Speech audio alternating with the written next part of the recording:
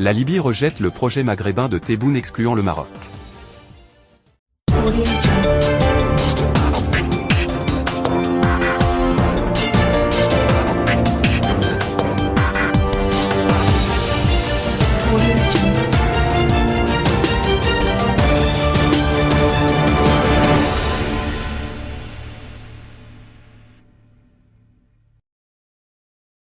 L'entourage du président du Conseil présidentiel libyen Mohamed Younes El Menfi a démenti les récents propos d'Abdelmadjid Tebboune, dans lesquels ce dernier affirmait que la Libye a donné son feu vert au projet de création d'un groupement maghrébin dont seraient exclus le Maroc et la Mauritanie.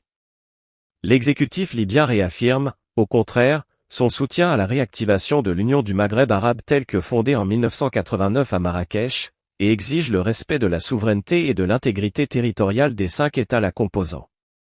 Le masque est tombé et le président algérien est de nouveau conforté dans le seul rôle qu'il sait jouer à la perfection, celui de serial menteur. Cette fois-ci, le constat n'émane pas de n'importe qui, mais d'un dirigeant arabe qui a eu à rencontrer Abdelmadjid Tebboune à plusieurs reprises. C'est en effet le président du Conseil présidentiel libyen Mohamed Younes El Menfi qui, par la voix de son entourage, affirme sans embâche que son pays n'a jamais soutenu le plan algérien visant à créer une entité maghrébine improvisée à seule fin d'exclure le Maroc.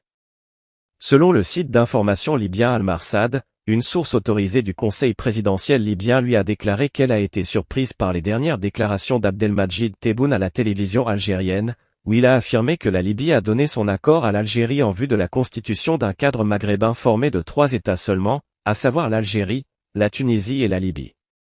Des déclarations mensongères. Selon cette source, la réunion tripartite, organisée à Alger le 3 mars dernier au lendemain de la clôture du sommet réunissant les pays producteurs de gaz naturel, s'est tenue à l'initiative de l'Algérie, qui l'a présenté comme étant un cadre dédié à la coopération sécuritaire et économique entre les 3 États voisins, et servant à l'avenir à l'échange de points de vue sur les questions de l'heure, particulièrement la situation dramatique qui sévit dans la bande de Gaza. Or, c'est suite aux déclarations mensongères de Tebboune que le Conseil présidentiel libyen s'est retrouvé dans l'obligation de mettre les points sur les i quant à son adhésion ou non à un groupement maghrébin dont serait exclu le Maroc. L'exécutif libyen a ainsi clarifié que la Libye se positionne à équidistance des États frères du Maghreb arabe, dont elle soutient l'intégrité territoriale et la souveraineté, et appelle au règlement des différends au sein de l'Union du Maghreb arabe à travers le dialogue constructif. En d'autres termes, la Libye s'en tient à la lettre et à l'esprit du traité de Marrakech de 1989. Mohamed Younes El Menfi aurait donné ces précisions lors d'une réunion avec le ministre délégué aux Affaires étrangères, le 3 avril courant à Tripoli. Les deux hommes ont largement discuté, entre autres, des moyens à même de réactiver les institutions de l'Union du Maghreb arabe, actuellement sous la présidence tournante de la Libye. Le 31 mars dernier, dans une entrevue diffusée par la télévision d'État algérienne, le président algérien avait déclaré que l'Algérie, la Tunisie et la Libye vont créer un groupement à 3 qui n'est tourné contre personne et qui reste ouvert à tous les voisins, même si certains semblent avoir choisi d'autres alliances. Une référence claire au Maroc, dont les relations historiques et fraternelles avec l'État des Émirats arabes unis semblent empêcher le régime algérien de dormir à point fermé. Le ministre algérien des Affaires étrangères, Ahmed Attaf, avait lui aussi organisé, le 26 mars, une conférence de presse dans laquelle il est allé plus loin que son président, en expliquant que le projet de groupement maghrébin sans le Maroc, porté par l'Algérie, visait à combler le vide, du moment que l'Union du Maghreb arabe est dans le coma. Le ministre algérien des Affaires étrangères a également exprimé un optimisme béat quant à l'adhésion future de la Mauritanie au nouveau projet algérien. Il a conseillé à ceux qui étaient toujours sceptiques quant à l'adhésion de Nouakchott qui a pourtant séché la réunion du 3 mars à Alger de suivre l'actualité dans les prochains jours. Aujourd'hui, il est clair que le projet algérien visant à isoler le Maroc, et auquel s'opposent la Libye et la Mauritanie, est un projet mort-né, à moins de le limiter à un stérile face-à-face entre Tebboune et Kais Saied. Dans une longue analyse intitulée La Libye ferme la route devant le projet maghrébin de Tebboune, le site londonien alarabe.com estime que l'Union du Maghreb arabe reste un choix stratégique pour la Libye, même si ce groupement est pratiquement mis en veilleuse depuis une trentaine d'années à cause de l'entêtement de l'Algérie, qui bloque l'aboutissement de toute solution politique aux différents factices créés autour du Sahara marocain. Ce n'est pas la première fois que l'Algérie tente de créer un Maghreb restreint d'où serait exclu le Maroc. Le 19 mars 1983, un traité de fraternité et de concorde a été signé entre l'Algérie du colonel Chadli Ben Djedid et la Tunisie de Habib Bourguiba. Présenté comme le noyau d'un futur bloc maghrébin, ce traité a vu l'adhésion de la Mauritanie en 1984, dirigée à l'époque par le colonel pro-Polisario Mohamed Kouna Ould Dedala, écarté du pouvoir la même année par un coup d'État militaire. Mais c'est la riposte du Maroc, instituant avec la Libye l'Union arabo-africaine, suite à la signature le 1er septembre 1984 du traité d'Oujda par feu le roi Hassan II et Mouammar Kadhafi, qui a tué dans l'œuf le projet algérien de ce Maghreb sans le Maroc. Le niais de l'Union africaine. Il n'y a pas que la Mauritanie et la Libye qui s'opposent à la création d'un Maghreb sans le Maroc.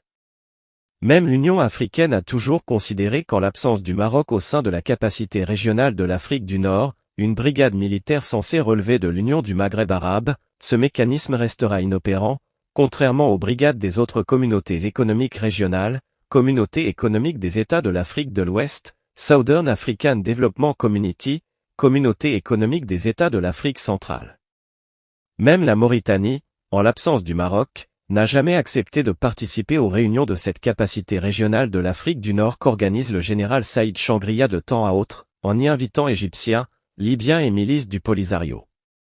La question se pose dès lors, comment va réagir le régime algérien au démenti des autorités libyennes? Un régime en crise ouverte avec la majorité des pays de son voisinage, Maroc, Niger, Mali et Espagne, ne peut se permettre d'allonger cette liste avec les autorités de Tripoli. La trouvaille maghrébine improvisée d'Abdelmajid Tebboune est toutefois très instructive sur l'état d'esprit qui domine chez les cadors algériens. Isolé et récoltant les revers de toutes parts, le régime d'Alger n'a plus que le mensonge pour se donner un semblant d'influence.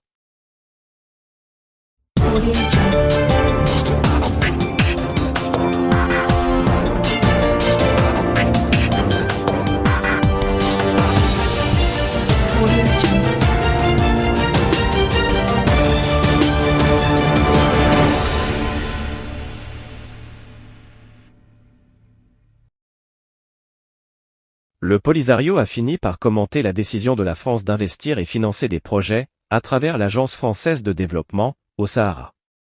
Le Front a condamné, dans un communiqué publié ce samedi 6 avril, une provocatrice, qui constitue un soutien explicite à l'occupation illégale marocaine, et une violation flagrante du droit international, des obligations internationales de la France en tant que membre permanent du Conseil de sécurité.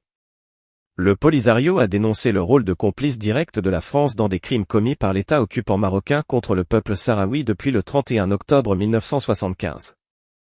Et de conclure son communiqué par mettre en garde tous les pays et les secteurs publics et privés qui s'installent au Sahara des conséquences qui pourraient en découler.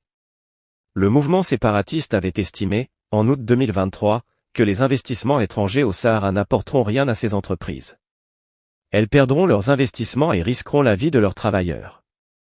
Le ministre français du Commerce extérieur, Franck Riester, a réaffirmé, jeudi 4 avril à Casablanca, la disposition de son pays d'accompagner les efforts du Maroc dans le développement du Sahara.